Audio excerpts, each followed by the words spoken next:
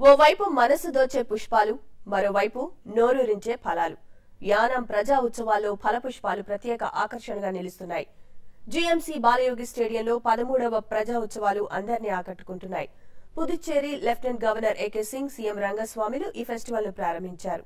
వ్యవసాయ ఆధ్వర్యంలో ఏర్పాటు చేసిన ఈ ఉత్సవాల్లో రకరకాల పూల మొక్కలు, పండ్లు, కూరగాయలు వీక్షకుల మనసు దోచేస్తున్నాయి. ఈ ప్రదర్శన తిలకించేందుకు భారీ సంఖ్యలో తరలిస్తున్నారు.